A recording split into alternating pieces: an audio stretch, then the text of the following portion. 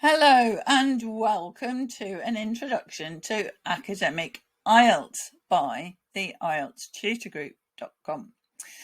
Who are we and what are our goals? Well, our goals are to get results for all IELTS students, whether they're doing academic or general training. But this information is specifically for IELTS academic. Why is this information important? Well, you probably want to make sure you get the results you need first time. Although there is no pass or fail in IELTS, there is the band score you need and the band score you don't.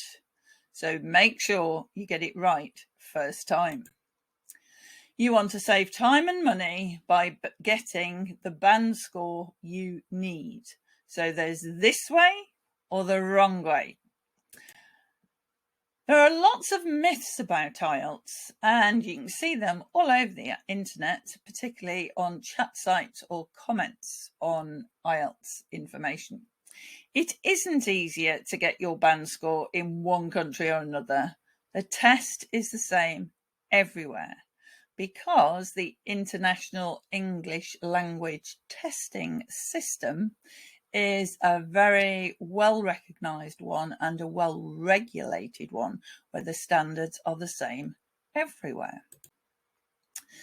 So another myth to bust is that the IELTS test is just about how much English you know, and if your English is pretty good when you're going around town or away on holiday, you'll be fine. But your essay writing skills, your comprehension levels in reading, and your technical accuracy is also assessed.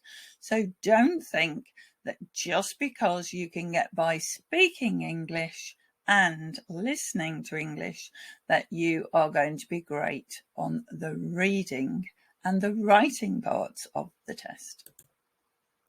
The IELTS test is not a general knowledge test either, even though there is rather a large number of topics. But it's a thorough test of how you can express yourself in English in a range of contexts and how well you receive and understand the English that you hear or read. The examiner does not assess you on your opinions, but on how well you express those opinions. So don't think you got a bad mark because the examiner didn't like your opinion. It's more likely that you didn't express it clearly or you were repetitive in giving your opinion. Again, you want to save time and money by getting the band score you need first time. So let's have a quick look at the test.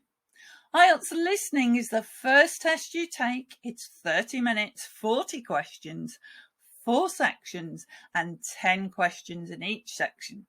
The key skills that you need: close listening for detail, pre-reading of questions, called brain priming, the ability to predict, and the ability to process information.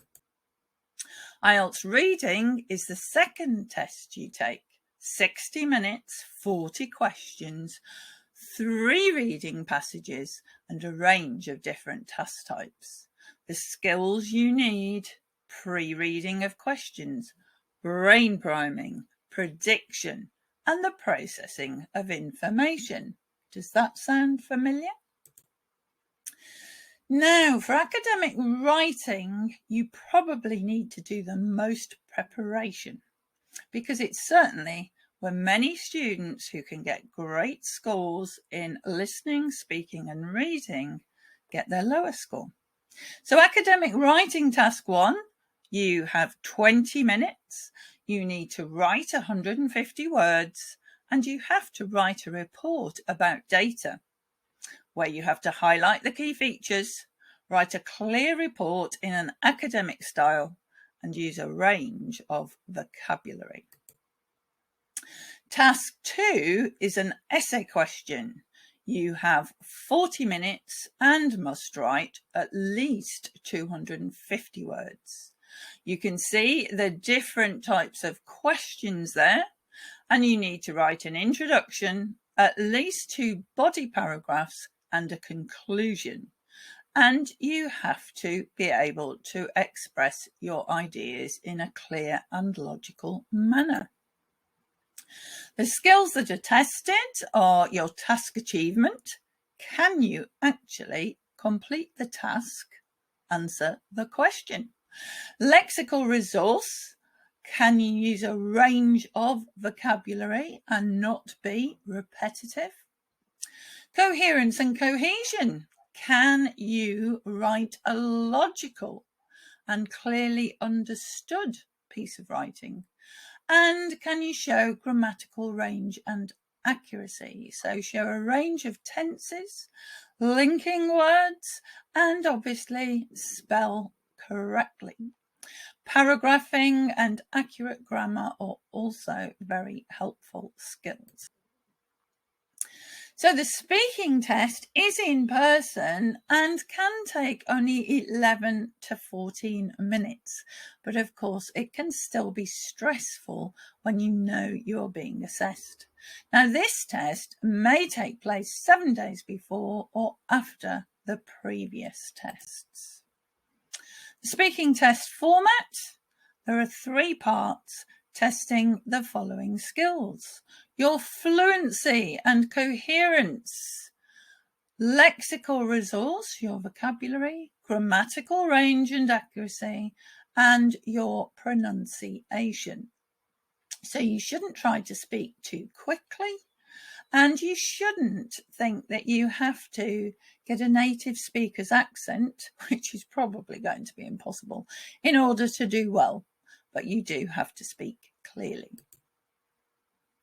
So you need to build your skills in listening, reading, writing and speaking, and you need to be making those preparations now. It's far better to be trying to do something for 10 or 15 minutes a day to improve your English than think you will spend a whole day studying once a month. Daily practice, daily memorizing, daily learning will help you improve. You can do something today like sign up with Duolingo and start learning some English every day. So how else can you improve and prepare for IELTS? Well, Duolingo is one suggestion. Obviously, surfing the net for lots of free resources is another.